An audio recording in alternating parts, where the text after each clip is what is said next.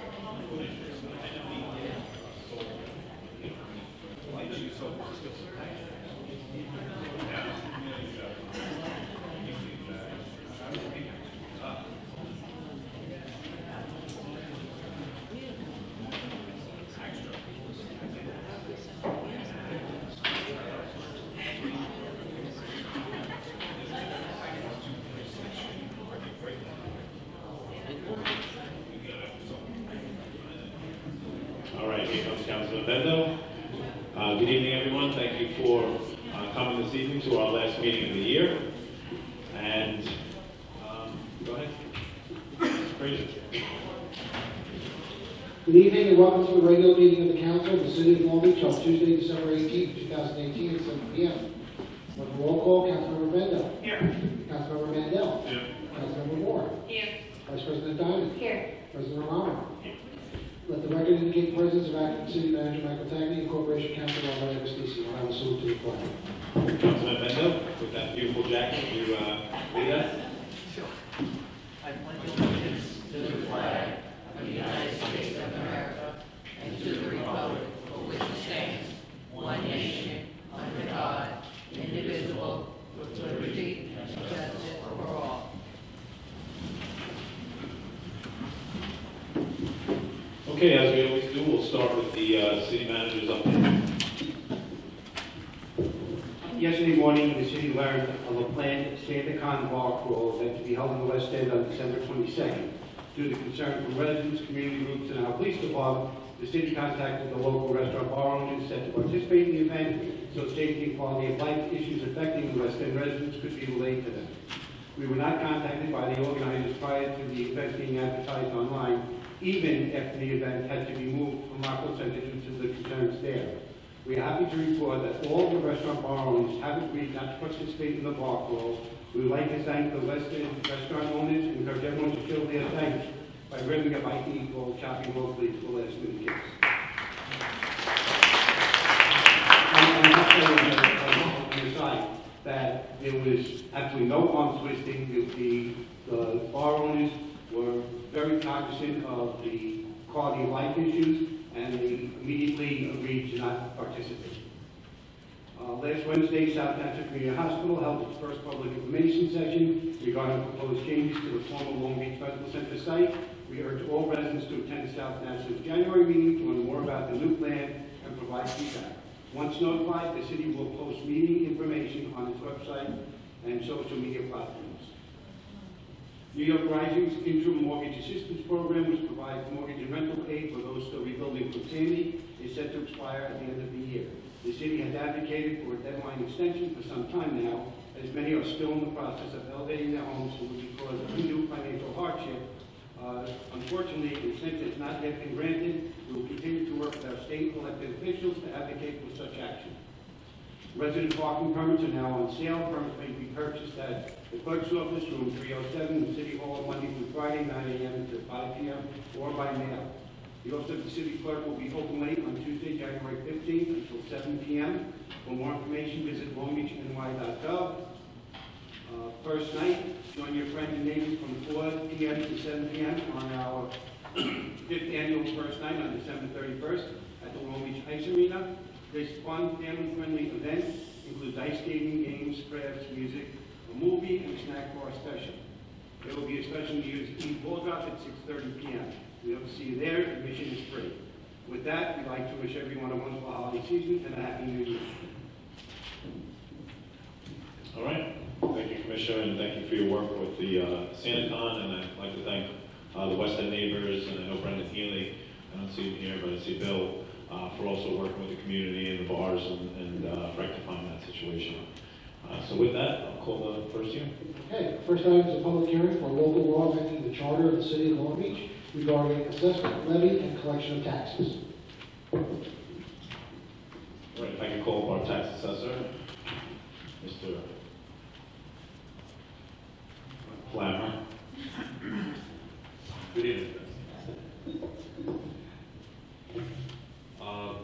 So we're going to change the law and the charter to codify and bring our exemption process into compliance with state law for what we've been doing, and to also allow exemptions for limited income disability co-ops for that exemption, and also for the council to allow me and future assessors to accept late renewal applications from seniors for cause such as if they were in a hospital or an accident or something that will have to be accepted after the tax disaster. The first law is to codify nonprofit organizations in the city to allow them to receive the exemption that we have been granting for the past 10 or so years. And the other law after that is for the senior citizen exemption to allow the exemption for residents and co-ops.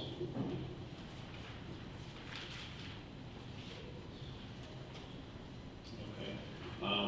So the first one you said they're just codifying it. It's already been happening for 10 years. And these exemptions come from the state? They're granted? They're state exemptions, and we grant them on the local option under the state's authority.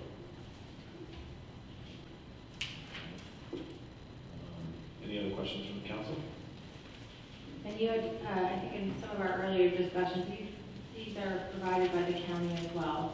Yes. With respect specifically to the senior and low income exemption and the disability exemption. Yes, the county allows it, and we also allow it already in houses and condos. This is just to codify the co-ops. Absolutely. Thank you. Well, And just to highlight, the last piece you said was waivers for folks that aren't able to pay their taxes due to illness in the hospital or something like that. that's if they forget or are unable to submit their renewal application, not a new application, but a renewal application. So they have exemption for a few years, Right. weren't able to get the renewal application on time, and they get a tax bill, they won't lose the house, and be able to approve it after the taxable status date. Great. I'm sure that'll be helpful for a lot of folks. Anything else from council? Anyone from the public? Mr. Verona?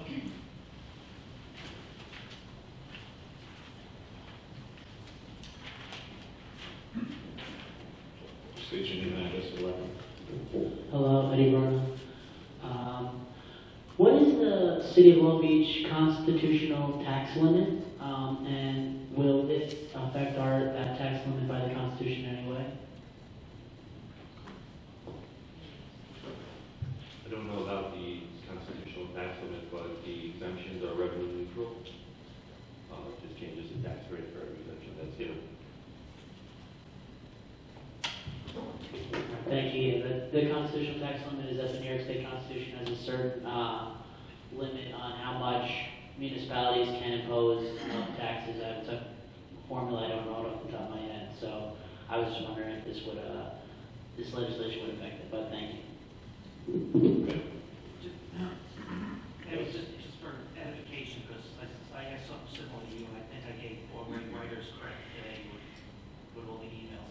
This only affects a very small number of people. I think you said it was about 4 people. Yeah. Right now in the talks with, we have concurrent tax bill, we have 4 seniors in co-ops that get the exemption, and next year we'll have 6. So it's very minimal. Okay. And then just for clarification purposes, it's on the specific unit, not the Yes, it's not the entire. entire building, it's the actual unit. The co-op owner has to qualify for the exemption, and just they receive the benefit. So basically, the bottom line, it's a negligible amount of money. Yeah, This is more a procedural thing. yes. Okay. Anyone else from the public? Mr. Lester.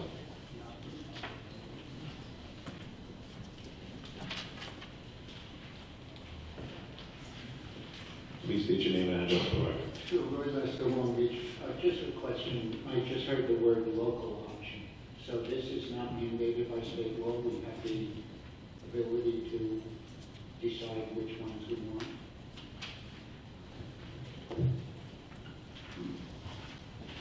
By local law, the 420B class of nonprofits is local option, and allowing the other exemptions in co-ops is also a local option.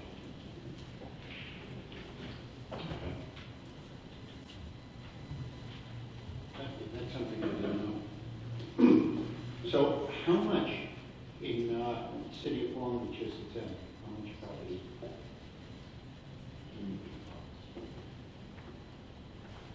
I have those numbers, I'd have to get back to them. It's readily bottom acceptable. But with regard to this specific exemption here, the senior exemption, particularly for the co-ops, you said it was 4 and potentially next year 6, correct? For this. Yes. Thank you. But Ms. Diamond, I'm talking about globally. I understand, I was just clarifying your response. I heard your question and I understand what you were asking. Yeah, I mean, at a certain point, we do have a lot of property that's exempt. And, we do have a hospital that's exempt, and I don't know what other part of their property is going to be exempt. I don't know if, how far that extends, if they're doing assisted living, if that's going to be exempt. It's just something that we should look at a certain point. We're not that rich that we could grant carte blanche on the exemptions of anybody who happens to have a not-for-profit that, is helping animals or something like that. It's just something we should know, or we should look at. Thank you. Also, my understanding that the statute, the state statute that provides for the exemption specifically defines which exemptions and which not-for-profits and how you go about. We're just opting into the legislation. It's not that we're opting into a separate and distinct definition of what an exempt, or for example, not-for-profit or historical, which is what you just mentioned, the not-for-profit. But I believe that that's already defined by the statute. This is just opting in. We're not redefining which properties are exempt or not. And it is my understanding that this actually, in this case, would be cost neutral. I'm not talking about this. I'm talking about, again, globally, the exemptions. It's something that we should look at. Because even though the state defines it, we have the local option. Okay, thank you. Yes, Mr. Gosselin. Please do, Mr. Plum. Not all exemptions are local options. Some are mandated by the state, such as hospitals, educational properties, government properties, schools, religious properties, are all mandated to be exempt by the state. So that sounds like most of the exemptions would be mandated by the state. Yes, beyond that, and then also we have the veterans exemption also. Mandated by the state. Hospitals, education, government, churches, all mandated. Okay, Yes. thank you. Mr. Gosselin, name and address for the record? Yeah, hi, Jay Guston, Long Beach. I'm just looking for clarification on this. So this exemption from property taxes is a function of the tax exempt status of the owner of the property, not the use of the property? I guess you can. It's based on the the use of the property is one part, and the other test is the organization. The organization has to meet the nonprofit test. I'm just looking to figure out whether or not some nonprofit could amass, for whatever reasons, significant number of properties, which would obviously severely undercut our tax revenue. And of course, anytime you give an exemption, invariably that slack has to be picked up by other taxpayers. And I just think that it's not clear to me, and again, I know you guys are kind of working on the state law with this, but I think that there should be some sort of language in here making clear that, again, if it's legal, that this exempt status should only be accorded to properties that are being used for the purposes of the tax exempt organization, rather than, let's say, like the hospital, for instance, they acquired a lot of houses on the periphery of their hospital over the years, and obviously that was a significant chunk of tax revenue lost to the city.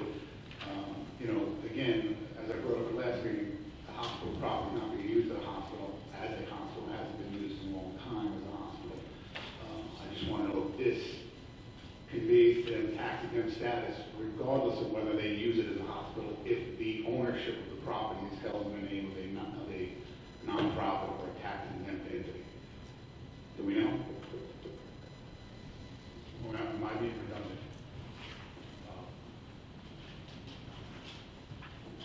New York State law pretty much dictates what is exempt, what's not. There's a tremendous amount of case law with trying to make nonprofits taxable, but the hospital's exemptions are under review. And in the new year, we'll know if they're fully taxable, partially exempt, or what the deal is. But they're under review. You understand, I'm trying to make the use, the state, Yeah. whether you have to use it for that. As part of the exempt process, if they have a bona fide plan to build something, then they are still exempt. And that's where the gray area is there. Thank you. Thank you, Mr. Flan. Anyone else? Yes, Ms. Hession. Name and address for the record.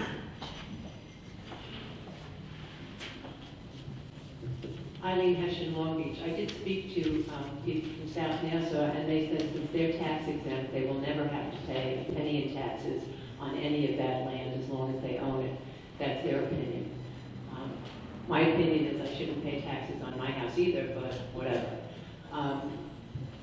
I am wondering about all the homes, because I do remember a few years ago when you had the budget out, you did say what houses in Long Beach were tax exempt.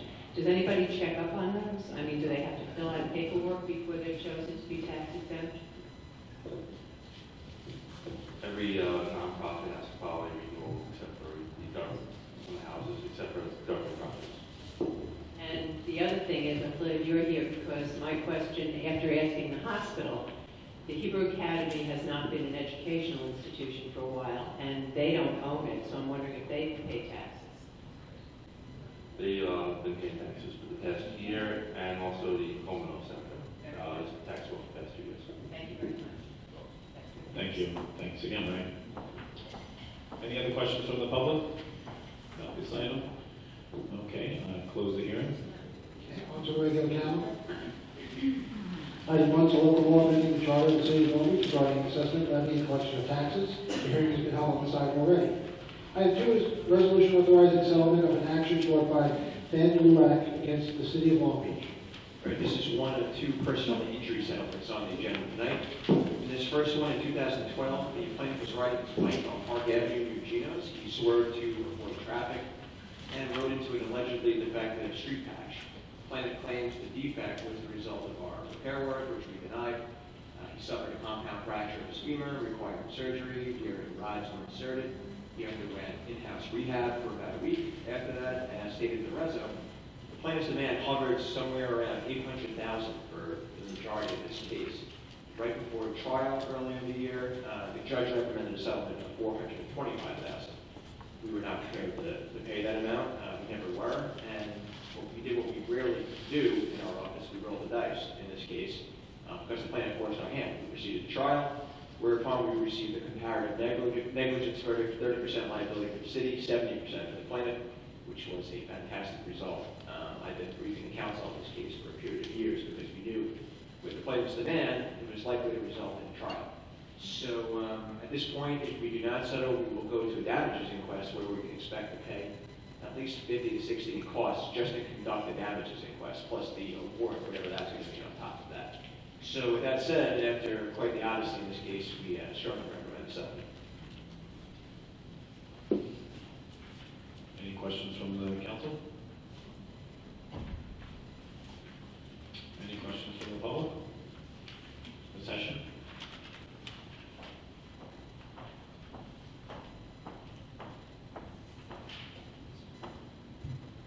Aren't there signs up in the business district that you're not allowed to ride a bike through there? On the sidewalk, this was. Yeah, this is by Gino's, and there are signs, but... So shouldn't that man be in jail? I'm sorry?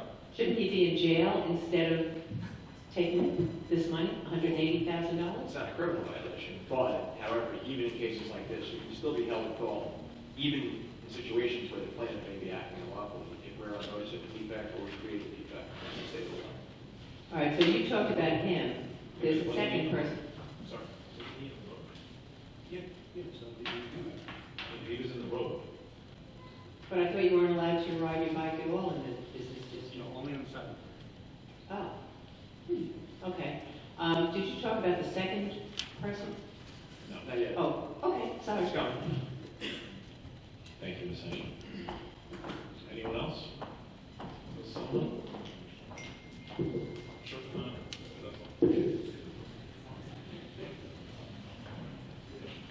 Yeah.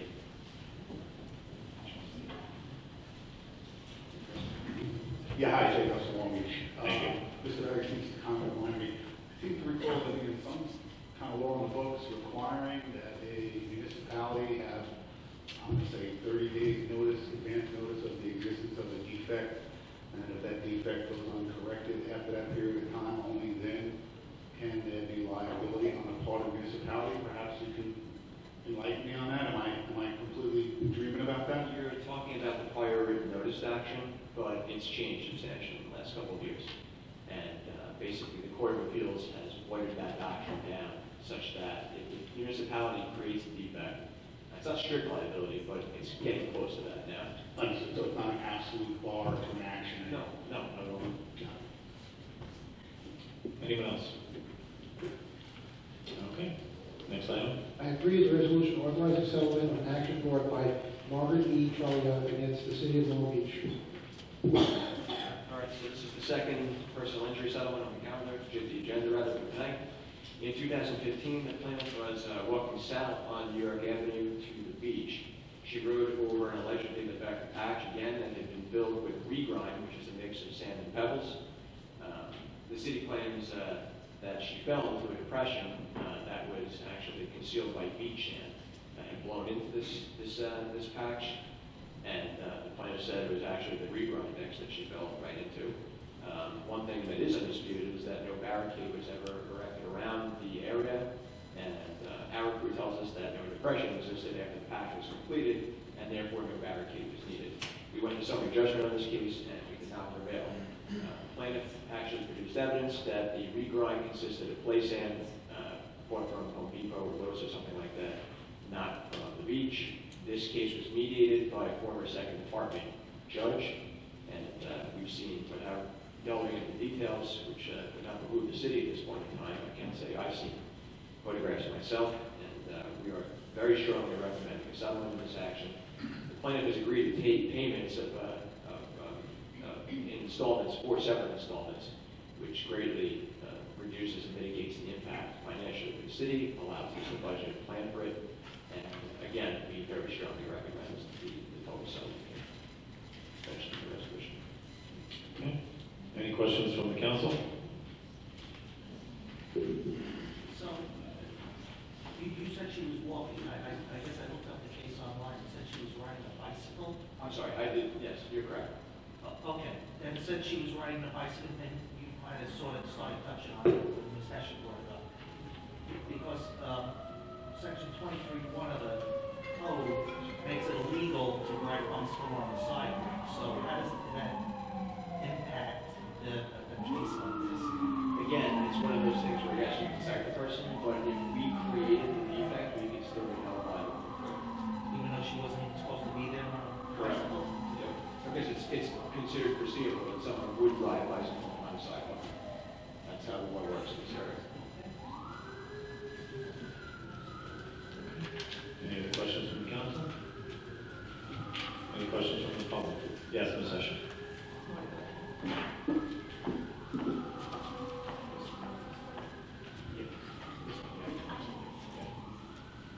Sorry. There are so many potholes and other things in the city now. It scares me to think that anybody on a bike could fall and sue for those huge amounts of money.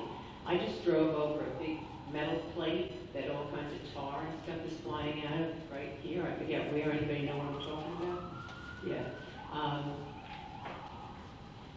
Does that mean you have to fill in every pothole so we don't get this kind of thing every day? This is scary. We got a lot of potholes. Not necessarily. What it means is that when we do undertake repair work, it has to be done up to workman like standards. That's what it really means in essence.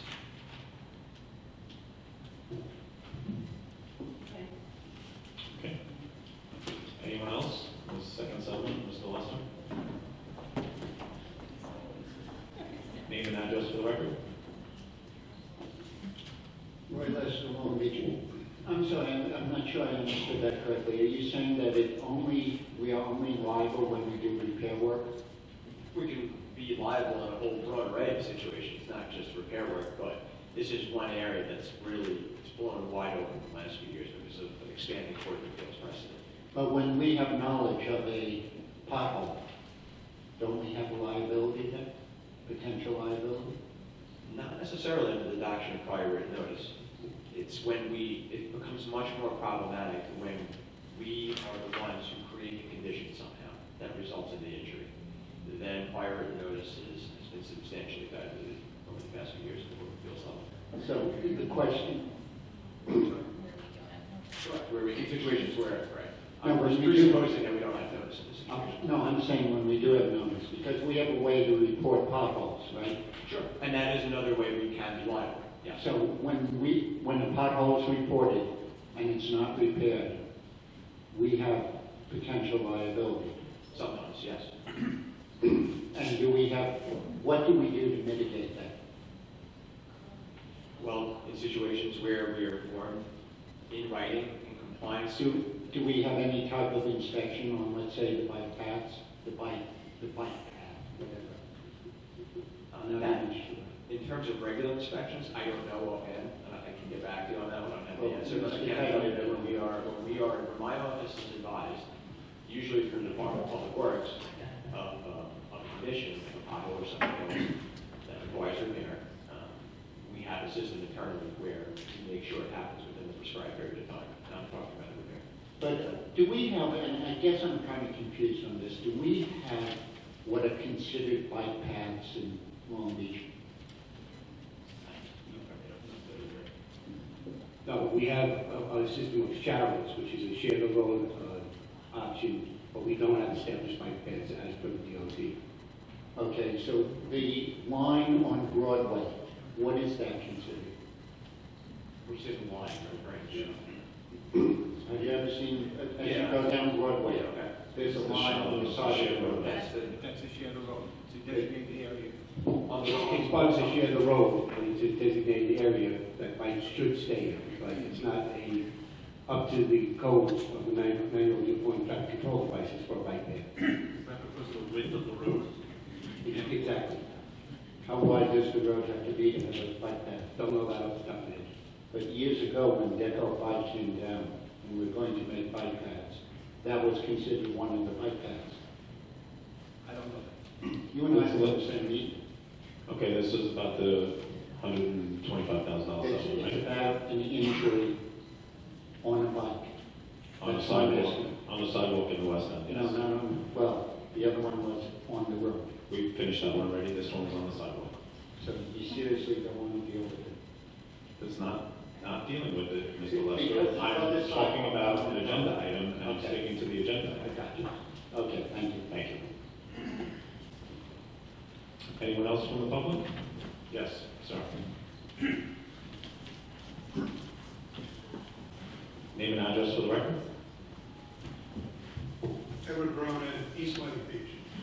So what I'm hearing here in the last two items, correct me if I'm wrong, we're going to pay out $205,000 because the work we did to repair something was claimed by two people who said it wasn't prepared, wasn't completed properly. Is that correct? But they made those allegations in one They made case. the allegation. Yeah, in one case, the jury agreed that the city was That's not just an allegation, that's all. Absolutely. So why don't we do something to mitigate that, like Mr. Lester said? I would suggest that something prepared, why don't you photograph it, videotape it, so there won't be any dispute about it. $205,000, you can photograph a lot of things. And I think a whole, instead of repairing, responsible to do things properly if they know that somebody's going to video it afterwards. Suggestion. Thank you. Thank you.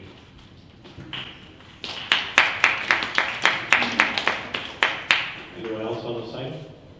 Mr. Gosselin?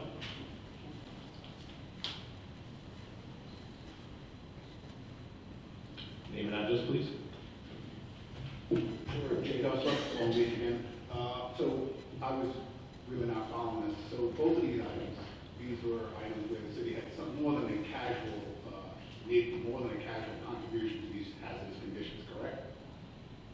Assuming they were hazardous, that we certainly All right, but for the purposes of our discussion, I'm not, I've heard the city. in the sake of argument, yes, they were patches that were undertaken by the city. So these weren't just some run-of-the-mill potholes or defects, these were ones that the city actually had. That's correct. All right, so is it fair to assume that this is a commonplace event? I mean, you know, the city does work every day, they send their crews out every day. You know, certainly, they don't finish everything that they do every day, and, you know, when a job is left in a partially finished state, there's invariably an increased risk of somebody having a problem with it or potentially getting injured. Has this been an issue that the city has been sued about in the past? These type of circumstances? Yes, there was a lot easier to get out of the suits previously. It's becoming more difficult now. And where is our insurance company on this? Or is this, these funds, these purely coming out of tax funds? There's no, do we have any insurance for this type of a situation? We have insurance, but we have something called a self-insured retention rate. So if that, it functions just like a deductible, and our deductible is $500,000. Okay, so basically the first $500,000 in a situation like this, the taxpayers are on the hook for, and then beyond that, it goes to our insurance company. Correct. Got it, thank you. Any other questions from the public? Commissioner Orlando, can you just speak to our process on filling potholes, how it works, just briefly while we're on this agenda item, and inspections, and how it works to make sure that the work is done properly? Well, first of all, on both of these were injuries that occurred on temporary patches. When we do an excavation to replace a water service, to repair a sewer main, we have to temporarily patch the excavation until the ground settles enough that we can make a permanent repair that'll hold up. So we'll use blacktop mounds that will generally leave cones out there. A lot of times the cones disappear or get moved overnight, and then it becomes, somebody may not be aware if they don't see it. So we do the best we can to mark them out. Once they've been given 30 days or so to settle, we'll come in and do a final repair. Once the final repair is done, generally it's not a liability to the city. Potholes, we have our highway foreman and assistant foreman are out there. Street sweepers out there. When they see things, they report them to us and try to get to them before we get a complaint from a resident to repair a pothole. A lot of potholes that are small. Sometimes, you're in the winter repairing a coal patch temporarily to get through to the summer. That coal patch doesn't hold up as well as cars go through it. But once the warmer weather comes, we get back to them. So, it's a process that's ongoing. Also, all our highway personnel are presently going through training with Cornell Cooperative Extension and getting certified for highway and street work. So, we're on top of the training and things of that nature. Great. Thank you. I appreciate that. Any other questions from council? Next item. Item 4 is a resolution authorizing budget amendments to the Urban Development Fund budget for year 2019. Last month, we hired a new urban development director, and he was going through all the different funds and, in essence, cleaning them up, putting the right amounts into the right budgets so that we're truly doing what we're supposed to with this. I'm sorry, you want to just... Since it's 3 items, and I feel like there's going to be a lot of questions on this, do you want to come sit up here? Is this microphone working? I think it'll be easy. Thank you. You just want to start with that number? Yes, please. So the first item that we do is transfers, creates the 2019 Urban Development Fund. The fund puts $30,000 in temporary salaries for youth employment. The city usually hires about 10 high school students to intern throughout the summer, so that will be going to that. Supplies and materials will be used for senior programs at the MLK Center and the Learning Center, as well as certain supplies for the Community Development Department, basically just business cards and stuff like that. The contracted services are going to be used for the senior program as well, for the Learning and MLK Center.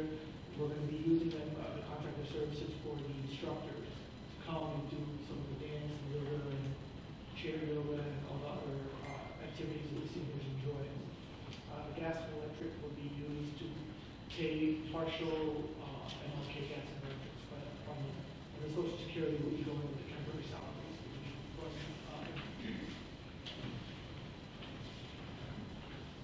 Any questions from the council?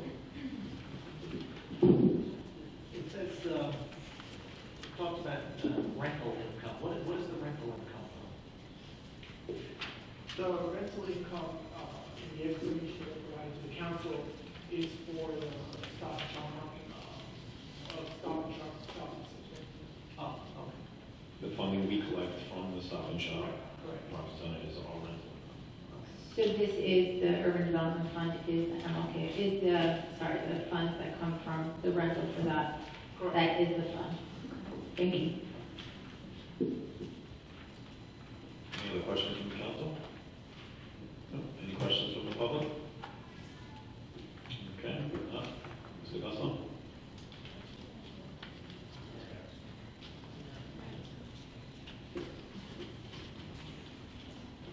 Name and address. I'm sorry, you guys have a bad name. Jay Gus of Long Beach. The temporary salaries, I think that Mr. Sager just explained that that's for interns or part-timers or something like that. Correct. Okay, so that's going to go into a line, and it's going to be under that express purpose. Yeah, so the budget line, actually, if you can look around the resolution, it's 8624511102. And the temporary salaries have in the past and will in the future as well be used for the summer interns that we hire that work at City Hall, as well as summer directs. Understood. So it can't be used for anything but that, without further action from the council moving those funds to some other line. Not necessarily, it can be used for other things, but that is the purpose that we are using it for. Understood. So is it at least restricted to being used for salaries, or?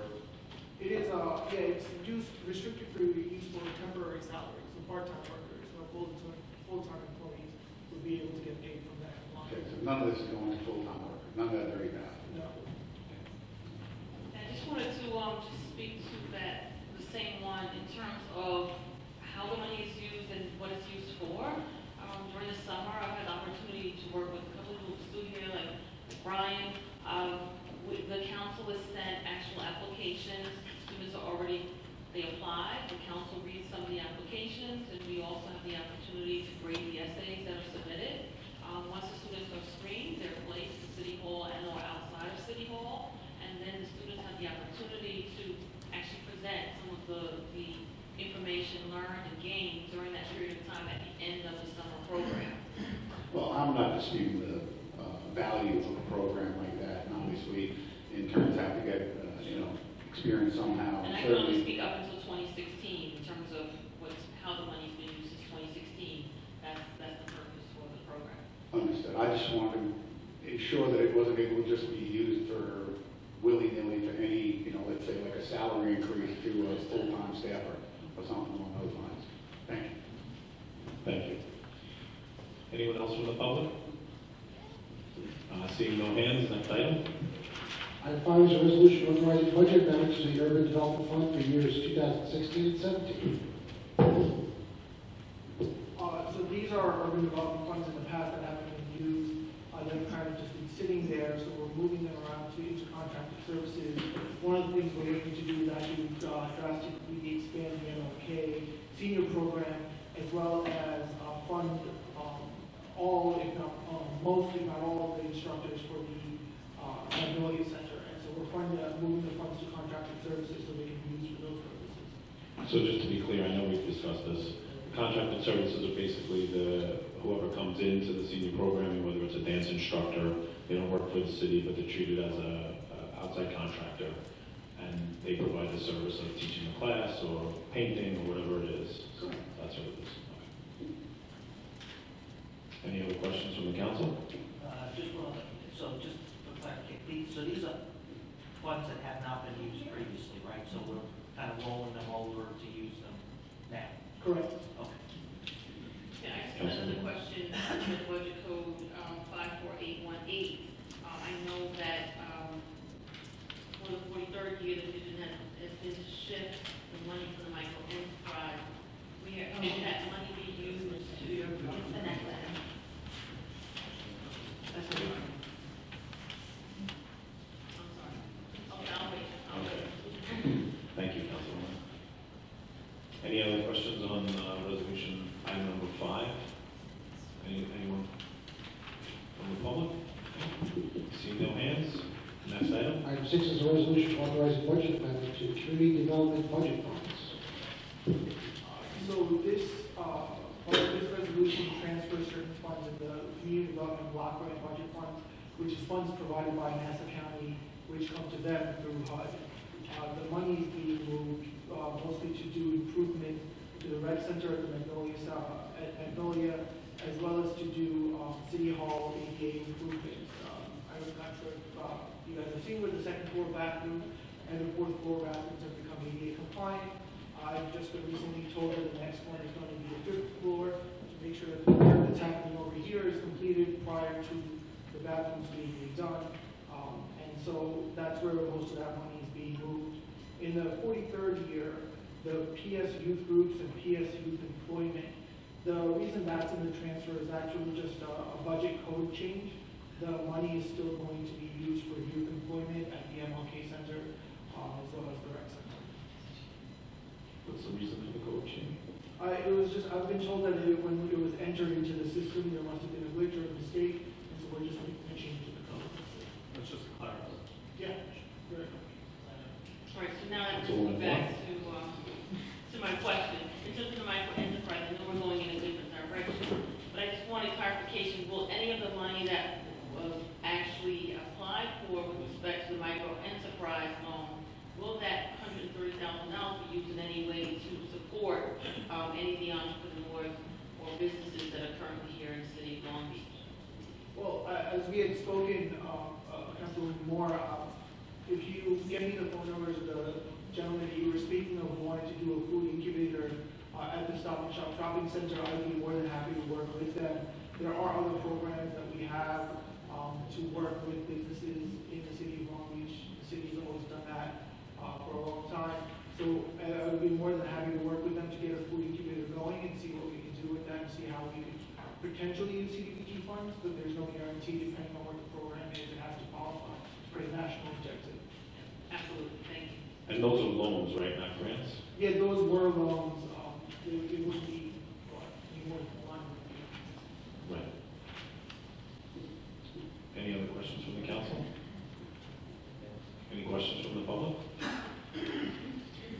Seeing no hands. Next item. Item 7 is a Thank you, resolution. Mr. Garner. Appreciate it. Item 7 is a resolution authorizing the city manager to purchase a vehicle for the city police department and to transfer funds. Okay, so so what happened here is a gentleman had paid to have his personal vehicle outfitted with lights and radios and such. He was a member of a local volunteer fire department. He now wanted to sell the vehicle, so he went to a vendor in Island Park to have the emergency equipment removed because he wasn't authorized to have it any longer, since he was no longer the rank in the fire department. The vendor thought this was a great opportunity to help out Long Beach because it's a low mileage vehicle. We've got a couple other bids, and it comes already outfitted. The guy's going to donate the radios, well, not donate, but the package includes the emergency equipment and the radios. So it normally costs us close to $50,000 to put a police car on the road. This unique opportunity, we can do it for $19,000. So I'm asking the city council. We didn't buy any vehicles this year, so we're looking to use this to get one. We're still using, believe it or not, some of the cars we got from Palm Beach County after Sandy. So they really have to be, they have to be gotten rid of. Councilman Mendel? Acting City Manager Tackett, you mentioned that this person was a member of a local volunteer fire department. It's not the Long Beach local fire department, is it? No. I believe it was Lawrence, but I'm not 100% sure. Okay. And even though the vehicle is available, is this a vehicle that the department needs? Or is this a vehicle that's just an opportunity? No, we do have a shortage of vehicles, but there was no money in the budget this year to purchase. So we're leaner and meaner. What is the cost savings of purchasing this vehicle as opposed to the other procurement methods? About 30,000. Was there, did you look into 2016 Ford Taurus, purchasing one used with low mileage? Yes, we did an internet search and we found two. One was for $19,999. Again, this is without the emergency equipment and the radios. The other one was approximately $23,000. And the cost of the radios normally, The radios, the installation, and the lights and all that?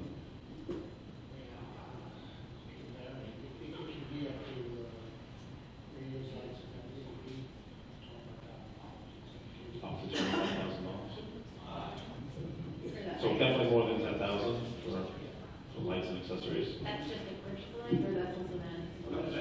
Yeah, purchase, install, it's installation, it can be sometimes very ways that test the installations expensive to get. I did not expect this. and there are certified technicians that do this. In the last go-round of Ford Interceptors, they actually weren't using certified installers, and cops were passing out from carbon monoxide that was leaking into the cabin and crashing. No. We use certified. And this one was done by a certified, the vendor is certified. Is there any, in that we're buying this from an individual, potentially buying it from an individual, is there any warranty or any inspection that's done to make sure this vehicle is okay? There is no warranty. Once the council authorizes me to make the purchase, I will have the car delivered to City Garage, have all mechanics make sure that there is no hidden surprises with it. And if it does pass that inspection, then we will go ahead with the purchase. And just to be clear, this isn't the first time the city has bought used vehicles. Is there ever a warranty on the used vehicle when we purchase it? No, we've never had an extended warranty with the vehicle that we purchased. What steps do we follow when we purchase a used vehicle to make sure that it's safe and that it's road? We send it to the City Garage. They do a full examination of the vehicle.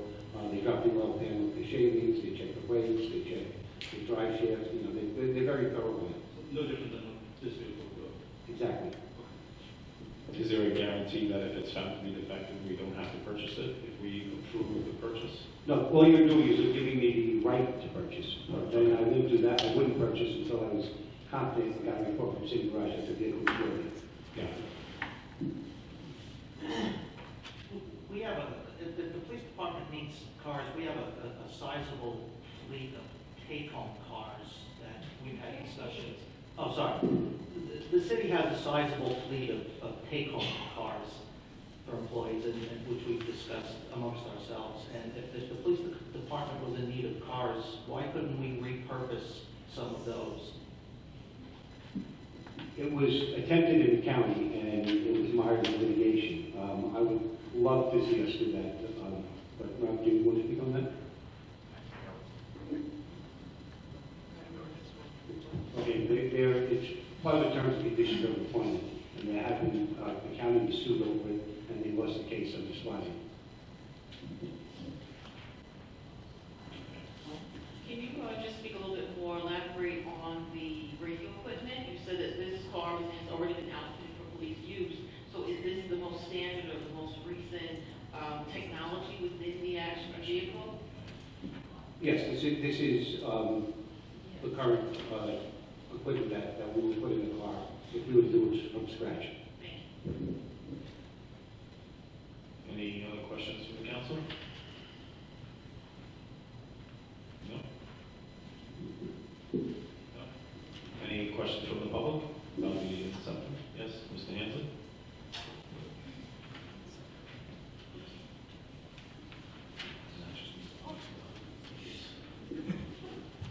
Name and address, please. Bill Tansey, Minnesota Avenue, Long Beach. Commissioner, the car that you're looking at buying here, it has all the equipment that's necessary, but you're using it as an interceptor?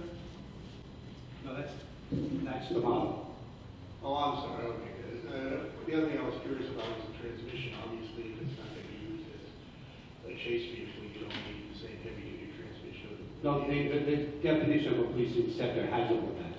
It has the heavy-duty alternator, it has to power all the equipment, it has a stronger drivetrain, so it's actually made to be a police car, and we're fortunate we don't get many high-speed chases that we need that, but and we're a very small city, but this is a very rugged vehicle. Great, thanks very much. Anyone else from the public? Mr. Lester?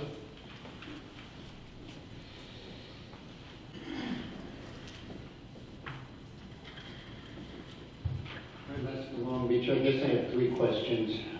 Number one, you said that it's $25,000 to put on lights. Is that what we pay for our vehicles? Up to It can be up to 25, depending on what vehicle we take. There's certain vehicles that we do low profile, higher profile.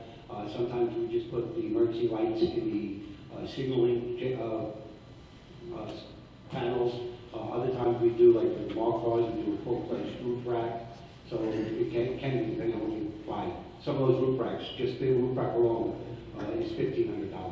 There's also other equipment as well, radio consoles. Can you speak into the mic, please? There's other equipment as well, such as radio consoles, computer mounts, radio mounts, antennas, things of that nature too.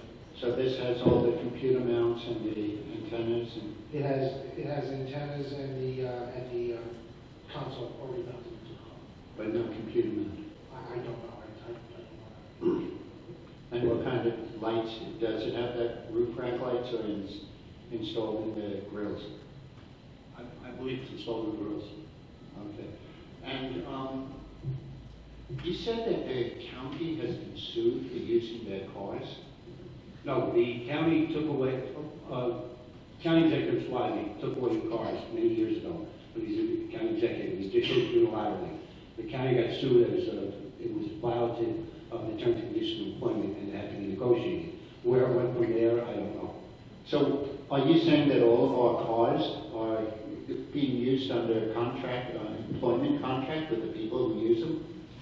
Not all cars. We have, what, 294 vehicles in the city being used? I don't know the exact number. Well, that includes the jet skis. I guess the 7 jet skis or something. And they're all being used under contract? I mean, is that really? No. But it's terms and conditions of employment. It's not it's terms and conditions of employment. If you hire someone and you give them a car, you've now created an expectation.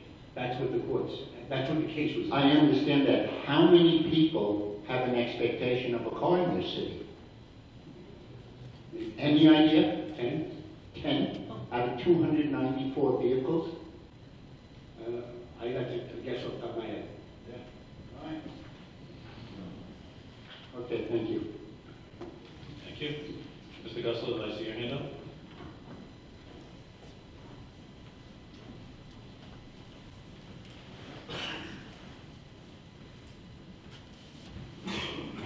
again, Jay Gusta, Long Beach. Thank you. This vehicle, it's got a V6. I don't know. It's a pretty important feature. Wouldn't we want to know that before we make a decision to purchase it? No. Okay, good enough. Do we have any other Ford Taurus Interceptors in the city's emergency vehicle fleet? Is this going to be our first Taurus? I'm sorry? Yeah, we used to, not anymore. They've since come out of the fleet. I'm sorry, I didn't listen. They've since come out of the fleet, they've aged out, so, but we had some Ford Taurus police vehicles, and they've aged out. Were they interceptors that were? I don't know, they were used for police, they were police vehicles used for police. They had police packages in them, they were used for police purposes, I don't know any specifics on that. Well, I don't know how familiar you guys are with how volunteers drive their cars, but I'm pretty familiar with them. I can tell you this, I'd never buy a used car for volunteer. They beat up on them pretty good. Also, I'm not aware of the city ever making this kind of a one-to-one transaction of any kind, forget it, let alone the person with the vehicle. Is this something that has happened in the past? Yes, it happened numerous times. For a number of years, we were involved with the GSA government services, some DOA, and we were buying federal cars. They cycled out it for 3 years. I was fortunate enough to know a local federal agent who just drove the car back and forth to Iceland. So every time he turned his car in, he would let me know. We would send a request in for it, and if no one beat us to it, we would get it, and at a sizable discount. So are we talking about intergovernmental sales, or are we talking about buying from a private individual? I don't know that we've ever bought from a private individual. And how much more will the city need to put into this vehicle before it's ready to go out into the street and function as a police cruiser? It shouldn't be much at all, maybe a computer and decals. It will be a marked vehicle. Okay, and this is, like I said, this has happened, these types of purchases have been done in the past. I don't know of any from an individual, but they have been done. We have purchased used cars. Because I don't know if it was during the budget or during another resolution that was discussed, where the city talked about spending $36,000 to put gutters on the East End Firehouse. And I went and looked online while that resolution was being discussed, and I found a gutter machine that the city could buy and own forever for about $8,000. And I brought that matter to the council's attention, and I was told that the city can't just go, make a random purchase like that, that you guys are bound by state bid and formal procurement procedures, that you couldn't just go online and buy that gutter machine, that you have to pay, some sort of, it would have to be purchased through some more formal process. So how does that, with that explanation that was given to me about the city not buying a gutter machine, how did that now go away to purchase this private vehicle? Because I was advised that from purchasing as well as legal, that as long as we do it through the council action, that it is legal. And I don't know the procurement procedure for buying gutter machines. Okay. Any other questions by the council? Yeah, we talked earlier about the low mileage. Can you just give an estimate with respect to the mileage?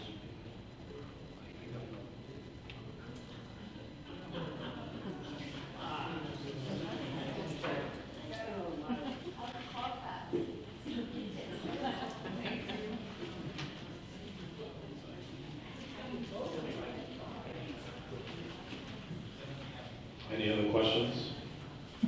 Session?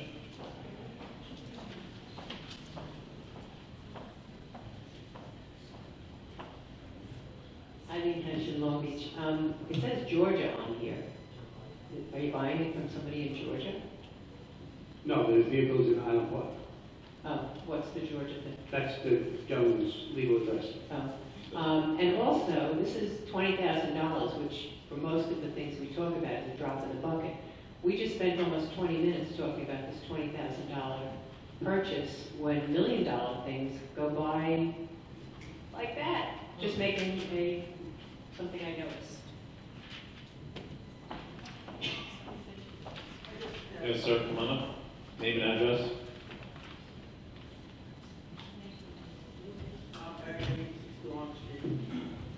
really didn't want to come up here for that, but we gotta know the mileage. You can't vote on it before the mileage. I got the mileage. What do you got? 26,890. Yes. Six cylinder. Can you repeat that, please? Sure. 26,890, six cylinder. Any other questions from the public? Thank you. Okay, seeing no hands. I'm sorry, did you want to? Please, come on up. Since everybody's asking questions. It's fine. Hold on. Take your time, take your time. Name and address. Sarah, LongBeach, New York. Quick question, now, since they're talking about insurance, mileage, how about the equipment? Will it be transferable? Is it gonna work once we get it? Will it still be under a warranty or? No, there'll be no warranty. The equipment will be tested before we accept the car. Like I said, the little city garage will be evaluated. And the equipment is adaptable to our system. I just, that's if it's like, what you're saying, I'm gonna buy it, then get. No. This is the authorization for me to make the purchase. I'm not going to, that's contingent on the vehicle surviving the city garage inspection. Thank you. Anyone else? Okay, seeing no hands. On to the voting. Item 1 is a local law amending the charter of the city of Long Beach regarding assessment, levy, and collection of taxes. I don't know. I will. Yes. Yes. Yes. Yes. Yes. Item 2 is a resolution authorizing settlement of an action brought by Ben Lewak against the city of Long Beach.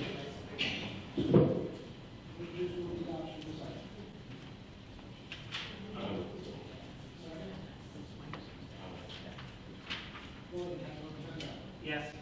Yeah. Yes. Yes. Yes. Okay, item number 3, resolution authorizing settlement of an action brought by Margaret Trela against the city of Long Beach. I will. I will. Yes. Yes. Yes. Yes. Yes. Item 4 is a resolution authorizing budget amendments to the Urban Development Fund budget year 2019. I will.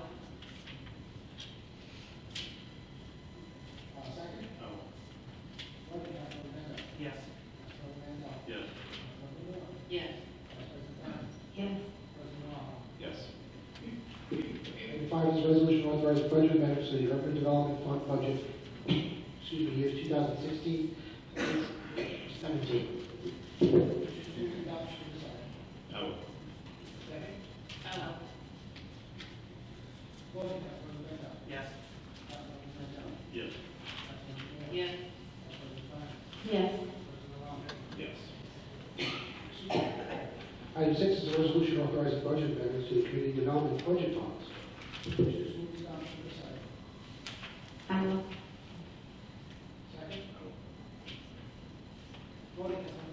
Yes. Yes. Yes. Yes. Yes. Finally, item 7, resolution authorizing city manager to purchase a vehicle for the city's police department and transfer fund. I will.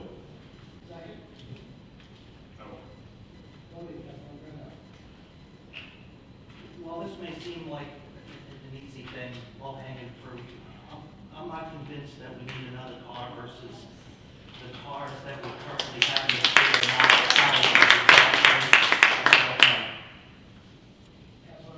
Yes. No.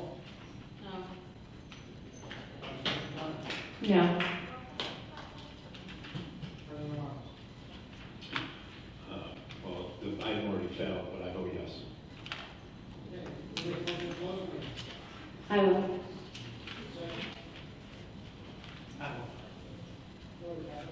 Yes. Yes. I just wanted to just publicly thank all of the civic organizations for just really working to make sure that we're all filled with the holiday spirit this season. I also want to thank you for all of your service throughout the year, and to all who are here today, I wish you a happy holiday. I vote yes. Yes. Yes. Okay, we enter our good and welfare portion. 3 minutes of uninterrupted time. If we're able to answer your question, we will. If not, we'll get back to you. And first up, Eddie Verona.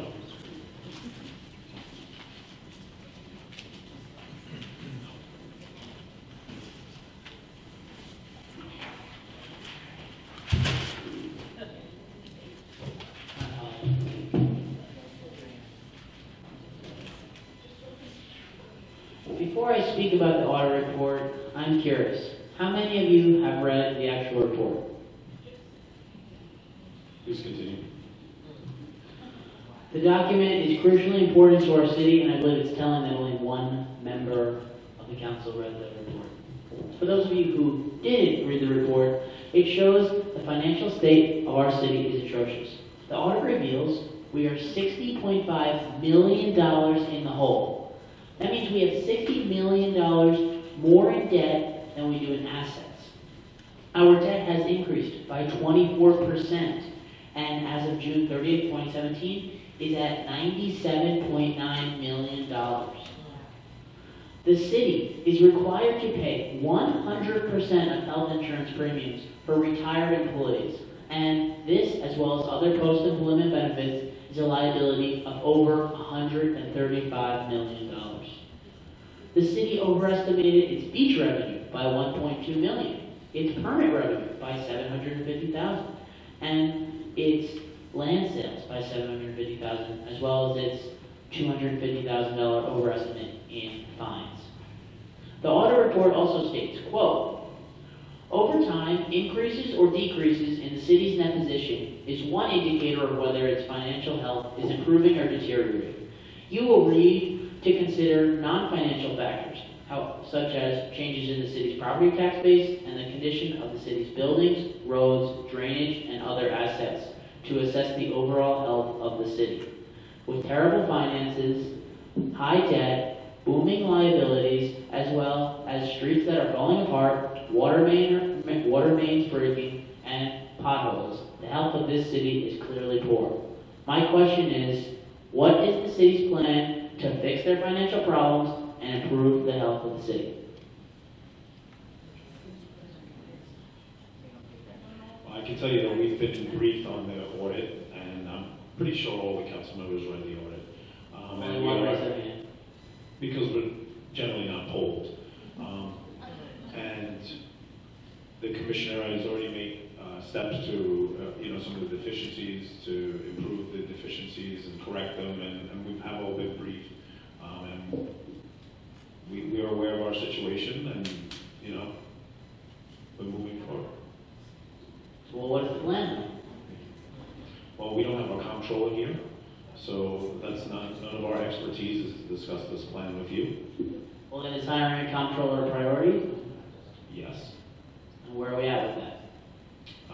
We can't find one until we get a city manager, a permanent city manager in place, although we do have a city manager.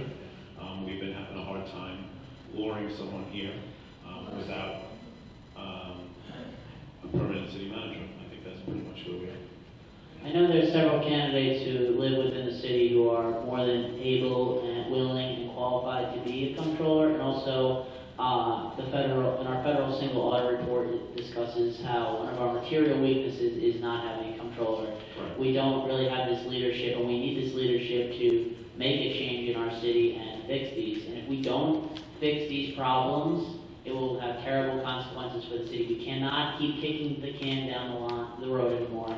We need to, I think, take steps to fix this problem, and we need a plan now. We don't need a plan in a couple months. We don't need a plan in a year. We can't just say we're going to do something. We need to reduce our debt. We need to stop borrowing. We need to cut expenses, and we need to really look at it. We can't just eliminate a couple $1,000s off of a couple lines. We need real structural changes. Thank you. Thank you, Mr. Ron Cavagini.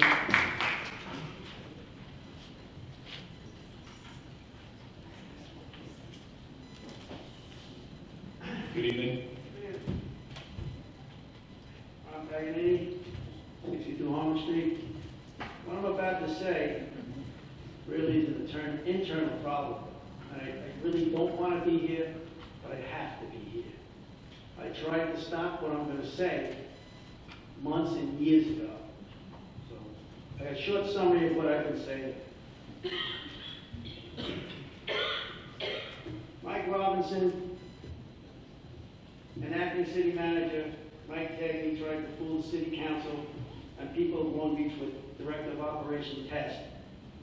Civil Service Commission breaks rules to satisfy acting city manager Taggart. Mike Robinson, assistant city manager since 2012. In 6 years, Mike Robinson has totally demoralized every department in the city, especially the city garage. The cost of letting Mr. Robinson be assistant city manager, number one. The constant failure of DOT inspections. Buses not safe for public. Equipment not safe for employees. Bus fleet is always down in bus or two. All equipment constantly breaking down. Sanitation trucks down to 6 trucks as of today, should be 12. Overtime in sanitation out of control due to lack of trucks. Cost of city in labor, in parts, plus parts, due to lack of maintenance to vehicles. And outsourcing equipment to private shops to get this cost, the cost, in over 6 years, way over $1 million under Mr. Robinson. He directed the garage. The remedy has to be that Mr. Robinson has to go, and his little buddy at the city garage. Now I'm going to talk to the council. I'm really disturbed. I worked for the city for 30 years as a bus driver and a dispatcher. I know how the city works. I know what's going on in that garage. I was in the garage. I lived in that garage. It's terrible. Now, basically, you don't have to believe me. Why would you believe me? I'm asking the council to investigate. And there's one person that I respected and worked with over the years who's basically neutral.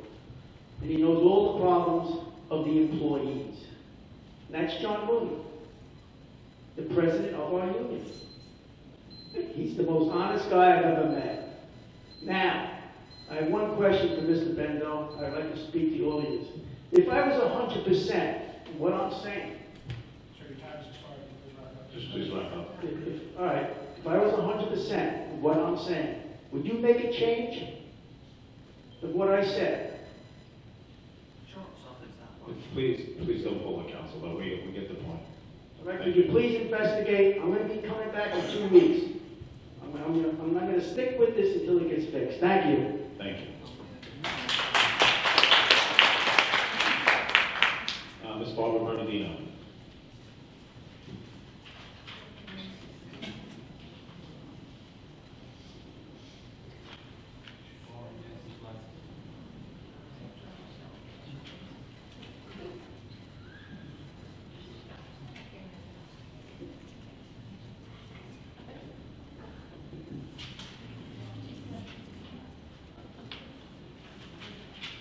Good evening.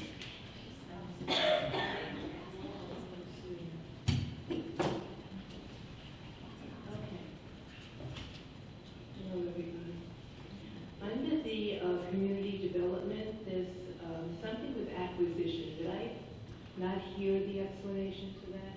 What is that acquisition of? It says acquisition, $75,000. There's an explanation for it. You guys are not? I don't know. Okay. Do you want to complete your comments and then let us know? Yeah, but show my pocket. What was that? Show my pocket. I have a few comments. Yes, so just, that's what I'm saying. Yeah, I mean, it's a conversation. Are you the new director? Why did you introduce yourself to the committee? He did earlier. Oh, you did? Yeah. Okay.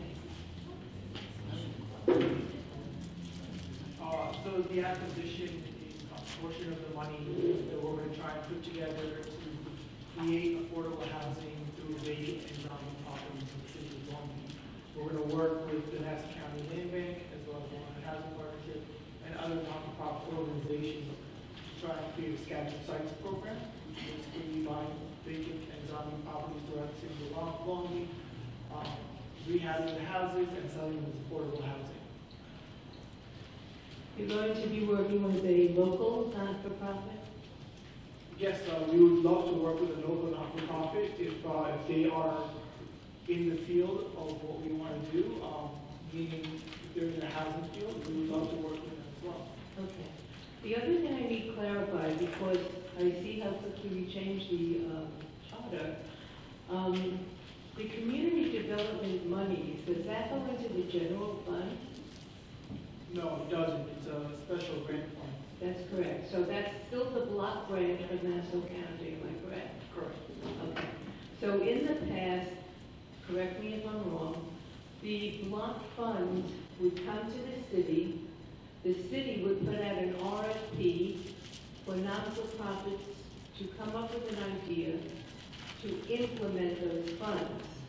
Did the municipality decide to use these funds, or without other entities being informed that the money was here and that they could apply for it? So Ms. Burlington, you're actually partially correct. There is a public service portion to the community development block grant, but only 15% of the grant can be used for public services.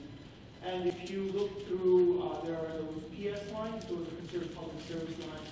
We have in the past, and in the 44th year, which we're still waiting for the contract to come through, are funding not-for-profit organizations. We are funding the Latino Civic Association. We're also funding Long Beach Reach. In the past, we have funded Long Beach Aware as well. Oh, I know what you've done in the past, I'm asking about now. So the application actually went out this past January in 2018. I was here at the moment. Did it go to the not-for-profit? It did go to not-for-profit. Okay. And certain ones did apply, and the ones that had a viable program were funded to a certain point. Okay. So the city then applied for these same funds? Yes, so And if they did, was it as a municipality or under an LLC? So that's not exactly how it works. The Community Development Block Grant Fund is HUD funds, federal funds, that go to Nassau County. Nassau County is a consortium member, and we're part of that consortium. Yeah. So we apply for a specific amount of funding. We give them a list of the things we want to spend the funding on. Who's we? We as the city as a whole. Okay. The city provides the list of funding, activities that we want funded. Part of those activities are public service organizations, but as I said, only 15% of the grant that we actually receive can be spent on public services. So this is, what I'm looking at is 15%. What you're looking at is not. The 44th year is not there. What's on the transfers are only lines where money is being moved into or moved out of. That isn't the complete community development block grant budget. The micro enterprise happens to be a wonderful idea. I'm wondering how that's going to be implemented. That could be extremely important. Not so much for our local business. We have, like you said, other entities to help our local business. But there are businesses that would empower women. There are businesses that could be really quite creative if we implement that correctly. And so I would like the city to put together a committee of the civics and anybody else that they think would belong on that committee. And let's see if we can come up with a pilot program for the state. I think we could probably do that with that money. Ms. Bernardino, I don't mean to interrupt, but we're actually moving funding out of that line because it doesn't actually work the way you just said. The funding would be for local businesses. It would be for local businesses who would want to create at least one job for low or moderate income they would have to not want to. They would have to create at least one job for low and moderate income individual for at least $35,000 of the money that they get as a loan. So for each $35,000 amount, they would have to create a job for businesses that are already in existence in the city of Long Beach, not for new businesses to come in. When will we be looking at the 44th program year? We're hoping to have that contract coming from Nassau County mid to end of January. Yes, okay. Then perhaps the city can put the civics together so we could have some dialogues around some of those items there. My other question is,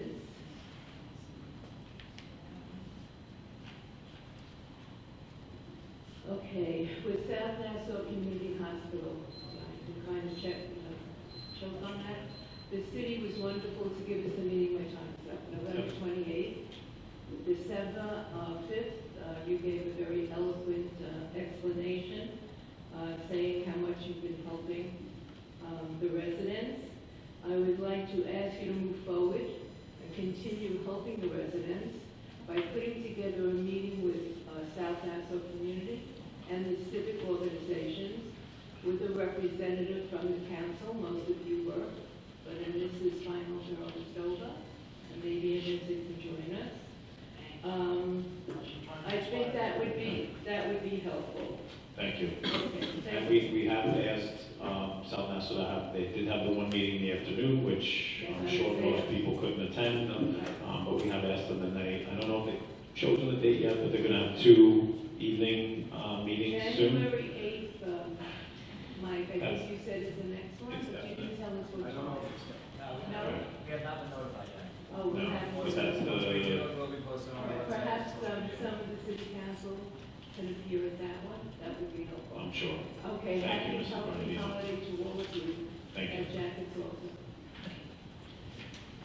And the, just so you know, the micro enterprise loans, it's not grants, it's loans. Yes, I know that, Yeah. but it's. Ms. Hession? There's so many good ideas out there that it's good to start on. Yeah. Hello. Eileen Hession, Long Beach, I'm talking about the hospital.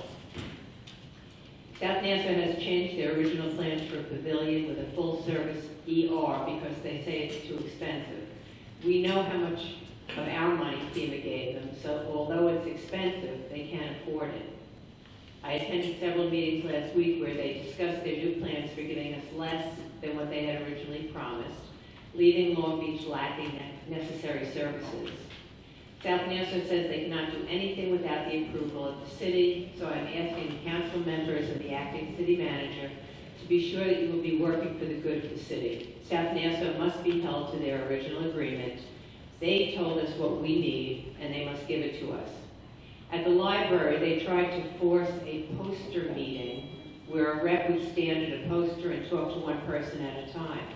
But the Long Beach residents there instead gathered around one table, forcing the reps to respond to the group. So everyone heard the questions and everyone heard the answers. That's a much better format. The architect there promised me that the next meeting would be a regular forum, question and answers, a microphone, audience seated. Please make sure that that's what they do. South Nassau says they will not remove the original hospital building because it's too expensive, but we know they can afford it.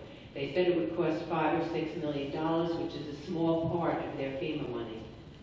In response to my question, Joe Calderon of South Nassau admitted the building was unsafe. If it's unsafe, then they must remove it. Aside from the safety, the building is an ugly blight on the neighborhood, the waterway, and the city.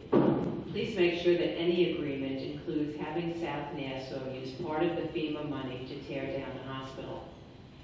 They have no intention of raising the bulkheading, saying what is there is sufficient for a 100-year flood. They won't attach the ER to the pavilion because doing so would mean they would have to build for a 500-year flood, which is what we need. That neighborhood is flooded during a rainstorm. Their proposed building would make the neighborhood even more susceptible to flooding.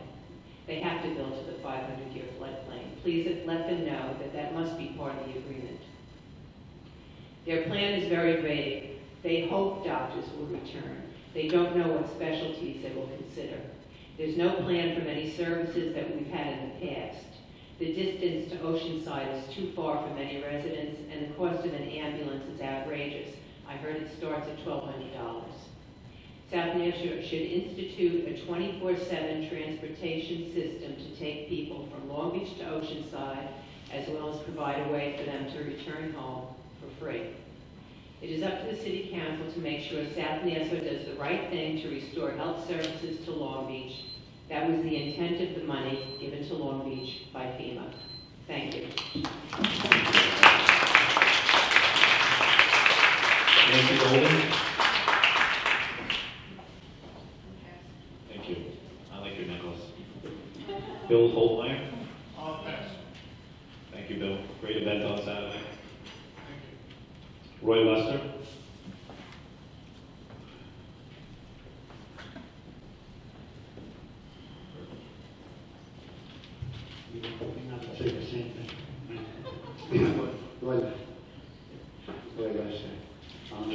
Long Beach. Couple of quick questions. About 4 or 5 months ago, we voted to give the LBC money for an attorney. At that time, the LBC said that they were looking into disbanding. What had happened to that?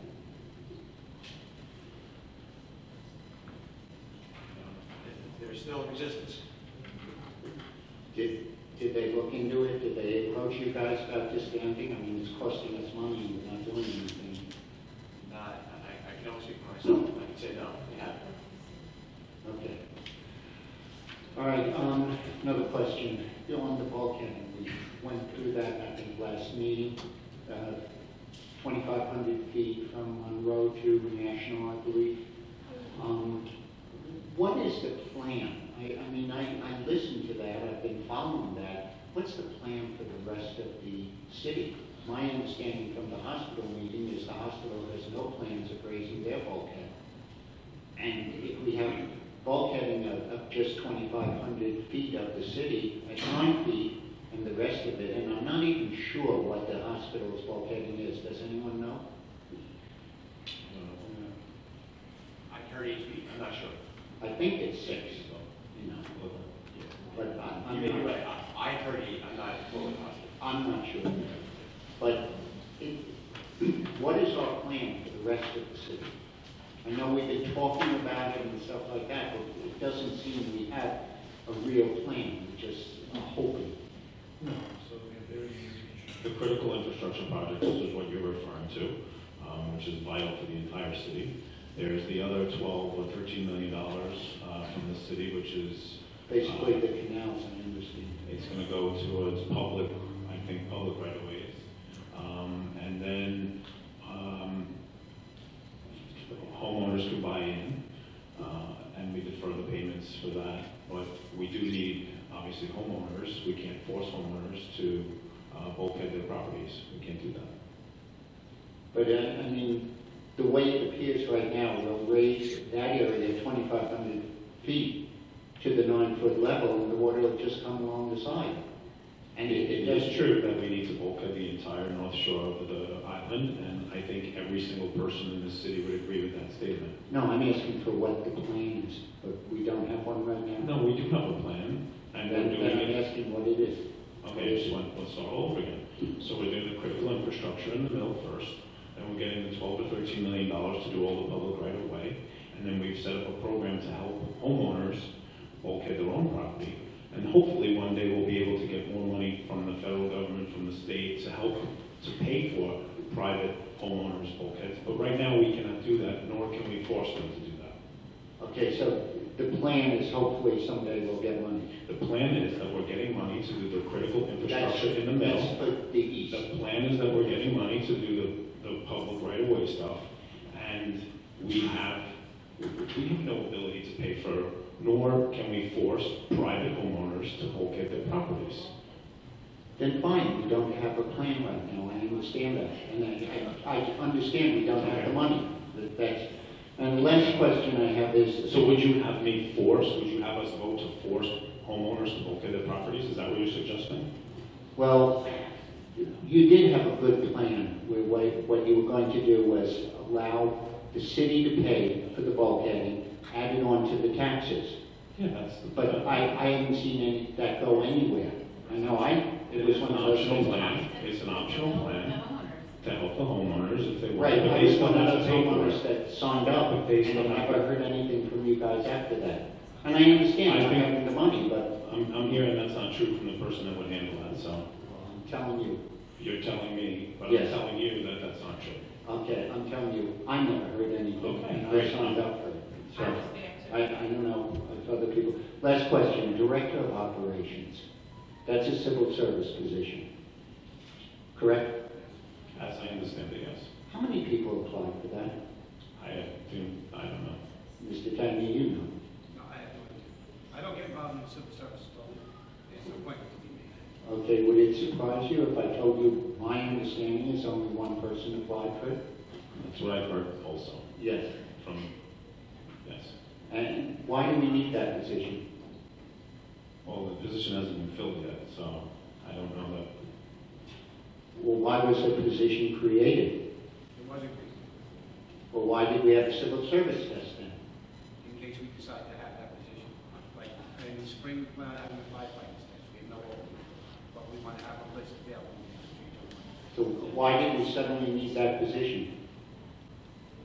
Why did you suddenly decide that you wanted to have that position, a civil I service think it's test? a viable position, actually. You think it's what? A viable position. Okay, thank you. Thank you. Mindy Duckburg.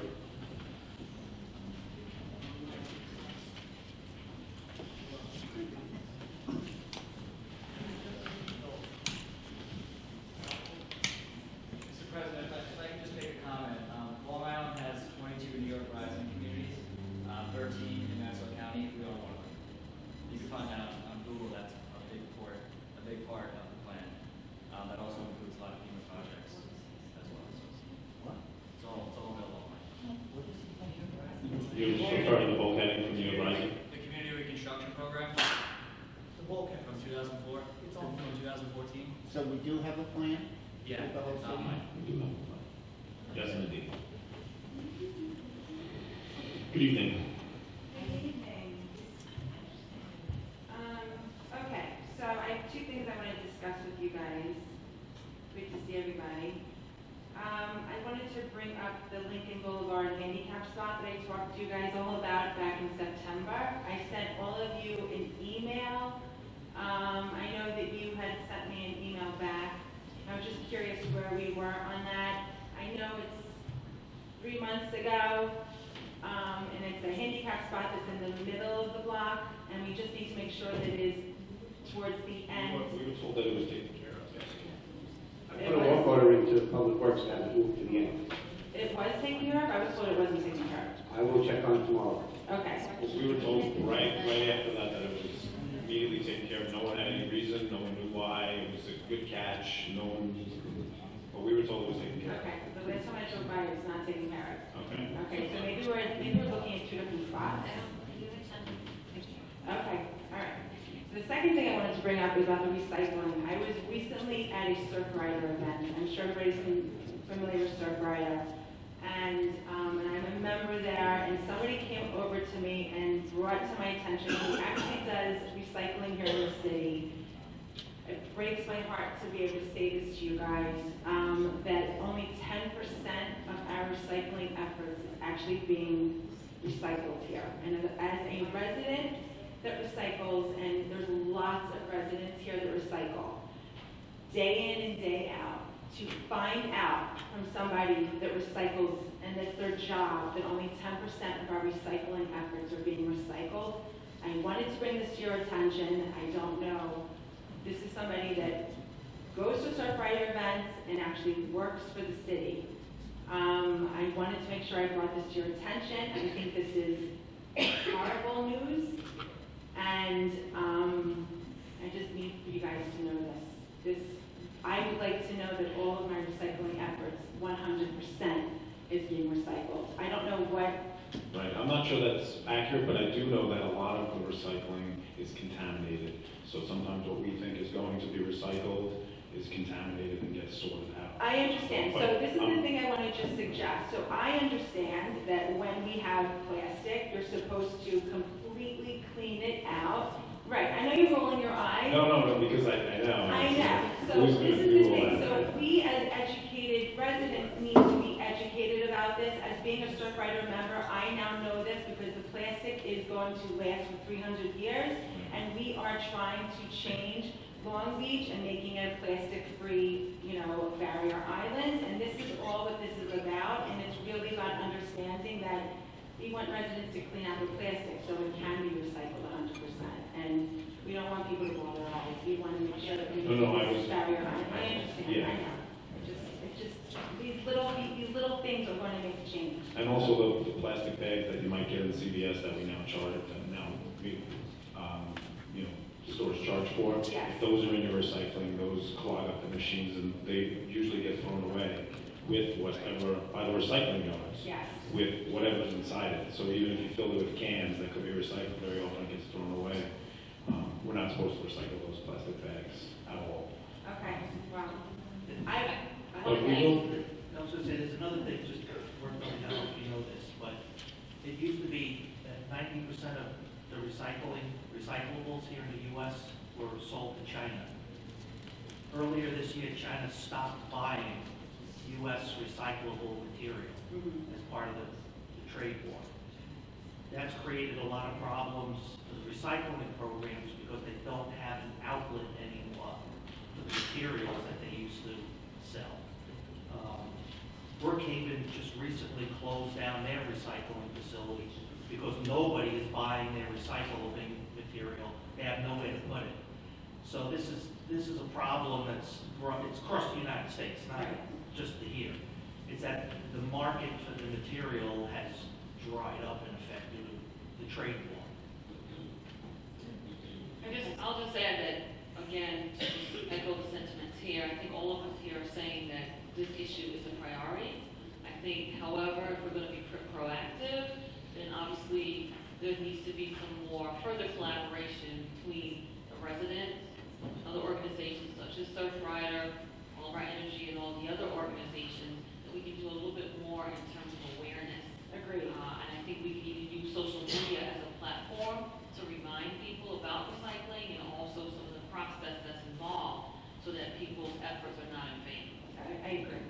And I am seeing less plastic bags and trees, which makes me very, very happy. Yes, thank you. thank you. Happy holidays to everybody. Yes, you and too. Happy New Year. Sam? Just again for a quick update, I do know our public works department met with our recycler just as recently as last week to talk about this exact issue, which is kind of ironic because I'm sure you saw the 60 Minutes report. Yes. So we are working proactively and we do post regularly about waste from everything from water to energy to recycling. Okay. Thank you. Sam Pinto?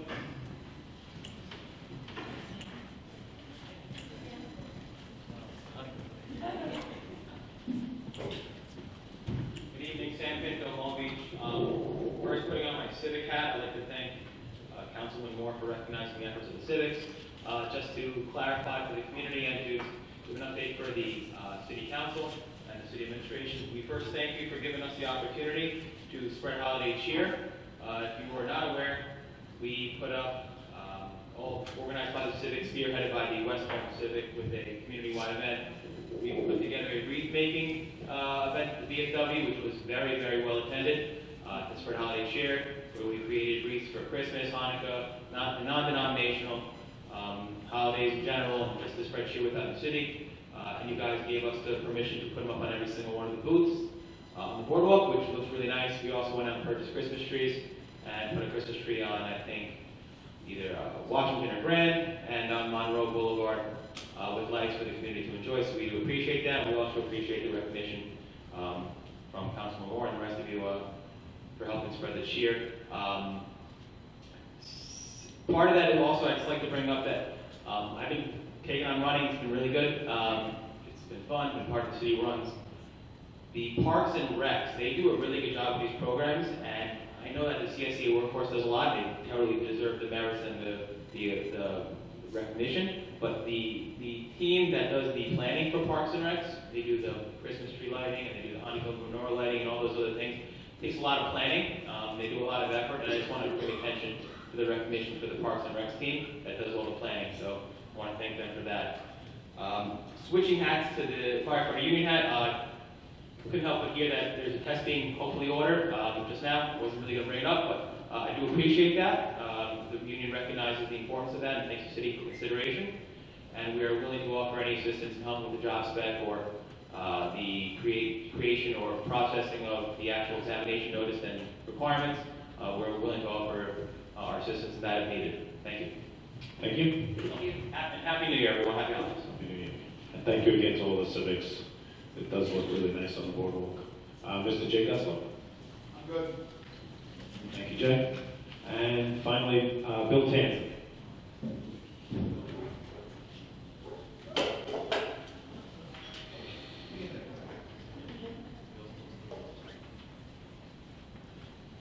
Thank you for your work with the Santa Con. We appreciate it. Well, thank you very much. Bill Tanzi, 39 Minnesota Avenue. As you know, I am the president of the West End Neighbors Civic Association. And what I would like to do is thank both City Manager Tagney and Commissioner Tagney for their help with the Santa Con.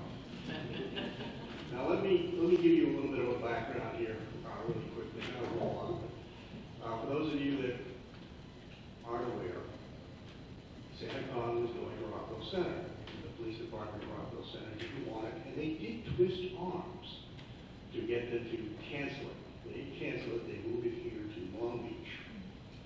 And they started contacting business establishments in the West End of Long Beach. They never said that Santa Con had the blessing of the city of Long Beach. They just didn't mention that at all. Now, I've received maybe 7 text messages, phone calls, emails. I know Brandon got more than that, and I'm pretty sure that both the chief and the city manager got a few more than I did. But at any rate, Brandon and I went out last night talking to people, and I went out today talking to people. And what I did love about this was everybody that I talked to today was, okay, yeah, I'll listen to what you have to say, but I'm waiting for Lieutenant Ryan to come by. Now, that would speak to the fact that Commissioner Tagney's department has a good, solid relationship with the merchants of the West End, and we appreciate that.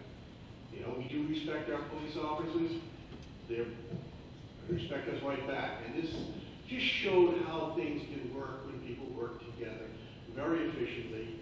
But I would also like to say, as talking to some of these people, like half the people I talked to today didn't know that they were part of SantaCon until I took them to the website. So thank you very much for your response on that. We really appreciate it, and I hope everybody has a joyous holiday season. Bye-bye. Thank you. All right, everyone. That's it for our final meeting of the year. We hope everyone enjoys the rest of the holiday season and has a very happy New Year.